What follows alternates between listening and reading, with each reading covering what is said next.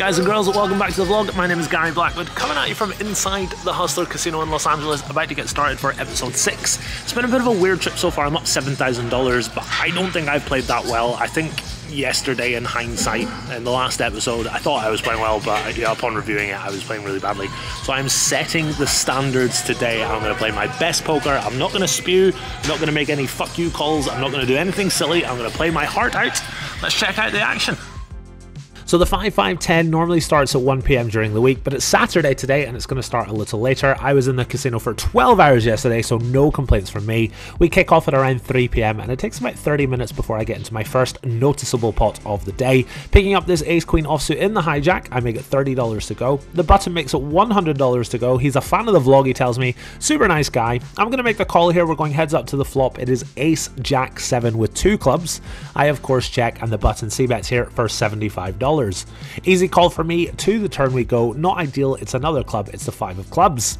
I check and I'm happy to see the button decide to check this one back. To the river, it's an offsuit 7. Relatively clean one. I think we have a very clear value bet here. I bet $250, and as my opponent is mulling it over, I decide to engage in some speech play with him. You're not going to let me bluff you and then put it on the internet, are you? I was trying to decide if I could raise. Have ace queen? I was trying to talk him into a call, but in hindsight, maybe for a different reason than I initially thought. I wanted him to call with worse, but it looks like I've just talked him out of raising with better. I'm a bit of a Will Kasuf, it would seem, need to try the speech play more often. Very next hand, I pick up a couple of J-boys and put him to work for $30. The hijack, cutoff and button all call. 4 ways to the flop, out of position here. It is 6-4 deuce with 2 diamonds. I think this is a very clear check first to act out of position versus 3 other players.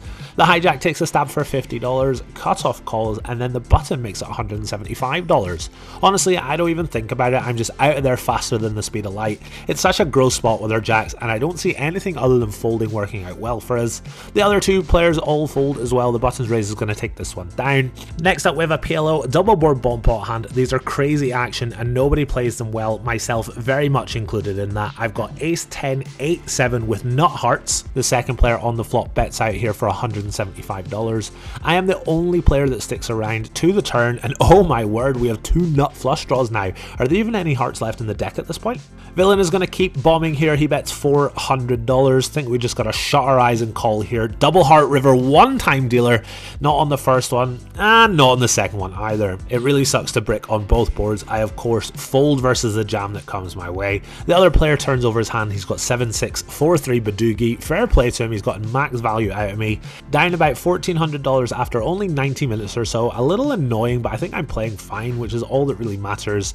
Next up, I pick up this beautiful king jack of spades in the blind. The straddle is on, so the button's going to limp in here for $20. No cheap flops for you, buddy. I make it $90 to go. Straddle calls, limper calls, 3 ways to the flop. It is king, queen, 8 rainbow. I'm going to see bet here. I bet $150. Only the button makes the call. We're heads up to the turn. It's an ace. Not loving the overcard, so I slow down and check. The button decides to take a stab here. He bets $200. Really small bet in relation to the size of the pot. Not sure what to make of it, but it is cheap enough to keep me around. To the river, a fairly innocent looking 6 rolls off. I check, the button checks back, and he turns over king 9 offsuit. My kicker is going to play here, and we're going to scoop in a nice little pot despite that turn card costing us a little bit in hindsight. Once again, I'm in action in the very next hand. I pick up ace king of the suited variety in the small blind. It folds to me and I raise to $60. The big blind is going to put in the 3 bet, but it's a bit of a small one. He makes it $150 to go. I am, of course, going to put in the 4 bet here. I pop it on up to $425. We don't need to go too big here. Remember, this is a $1,500 cap game, so no need to bomb it and be left with a tiny SPR on the flop if my opponent calls. No flop here though. My opponent isn't going to call. He releases his hand.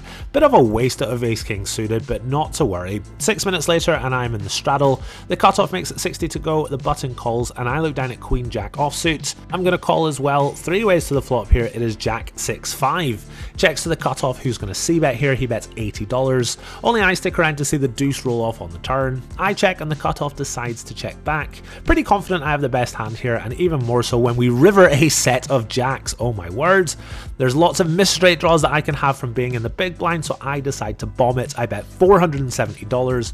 My opponent doesn't snap call, but he doesn't snap fold either. He's mulling it over, and I should have busted out the Wilkesoo speech play, especially when he shows me that he's only got ace high. After a while, he does decide to let it go. I show him my cards and that he made a good fold. You might be thinking, why are you showing your cards, Gazzy? But it's just nice to be nice sometimes.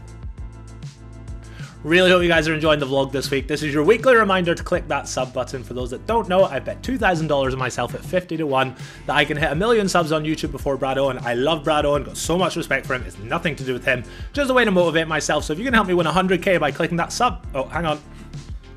Hello? Hi, Mum. What did the doctor say? An operation? It's life-saving? How much is it going to cost?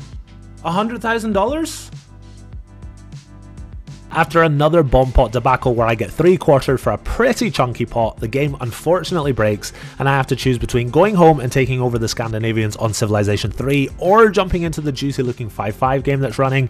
I choose the latter, and our first hand of note comes in this retro as fuck single board no limit hold'em bomb pot. What is it, 1983?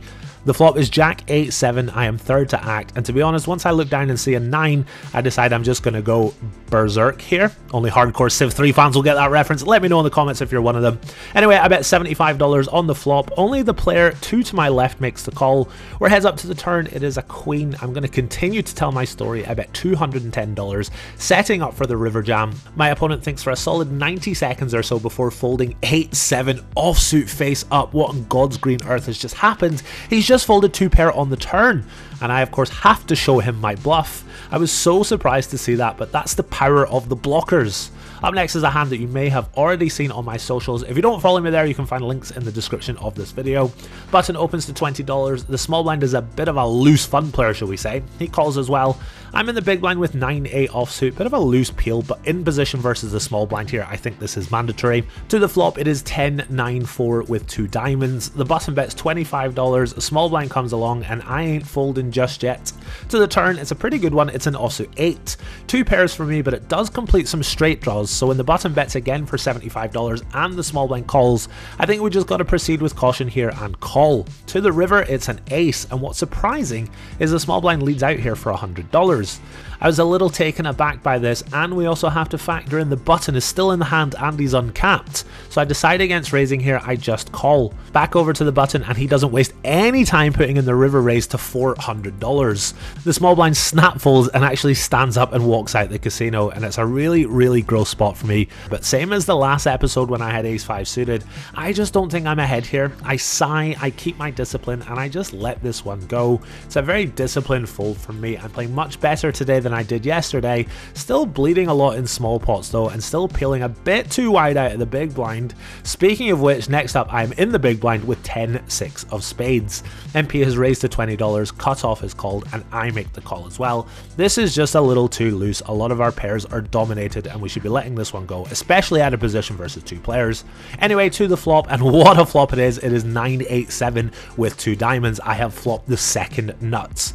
I check, as does middle position. Please bet here, Mr. Cutoff. He does just that. He bets $35. Easy raise here for me. I pop it on up to $140. Cutoff doesn't think for long before making the call. Lots of really not great turns, and that is very much one of them. It is the 10 of diamonds. I sigh, I check, and the cutoff jams for $700 into a pot of around $350.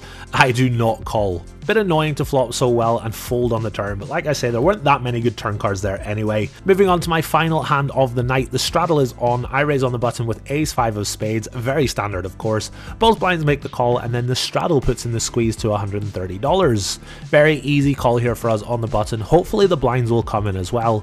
Only the big blind obliges. To the flop we go 3 ways with over $400 in there. It is King 9-6 rainbow. I don't even have a backdoor flush draw. At that point I decided I was done for the day. I fold versus the c-bet and rack up my chips, once again too tilted to even film myself walking to the cashier.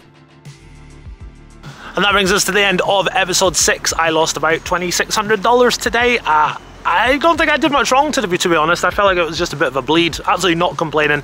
Just didn't really run the best. Didn't get to you know, make sure I'm not getting run over here. Value bet any rivers. That's the way it goes sometimes. But day off tomorrow, and then we'll be back at it on Monday. Until then, take it easy.